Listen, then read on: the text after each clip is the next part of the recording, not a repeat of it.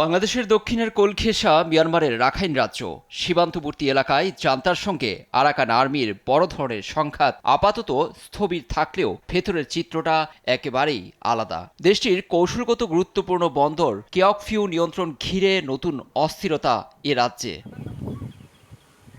ইরাবতী সংবাদ মাধ্যমে জানা গেছে, কেয়কফিউ রামরি সড়কের পাশে পিআইএনসি কাই গ্রাম সংলগ্ন এলাকায় সরকারি বাহিনীর সঙ্গে আরাকান আর্মির বড় ধরনের সংঘর্ষ চলছে। জান্তার জন্য বড় উদ্বেগের বিষয়, শহর থেকে মাত্র 5 কিলোমিটার দক্ষিণের একটি সদর দপ্তর ঘিরে রেখেছে এ সশস্ত্র গোষ্ঠীটি। গেল কয়েকদিন ধরেই এমন পরিস্থিতি। এ সময় আরাকান আর্মির স্নাইপার হামলায় এক ব্রিগেডিয়ার জেনারেল প্রাণ হারিয়েছেন।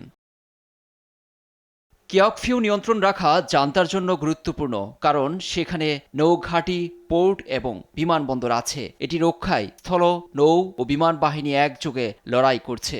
বেল্ট অ্যান্ড রোড ইনিশিয়েটিভ প্রকল্পে নিযুক্ত চীনা বেসরকারি নিরাপত্তা বাহিনীর সদস্যরা আরাকান আর্মির বিরুদ্ধে ড্রোন হামলায় জান্তাকে সহায়তার অভিযোগ উঠেছে, যদিও স্বাধীনভাবে সত্যতা যাচাই করতে পারেনি ইরাবতী। তবে ক্রমবর্ধমান সংঘর্ষে প্রকল্প ছেড়ে যেতে বাধ্য হয়েছে বলে জানিয়েছে চীন।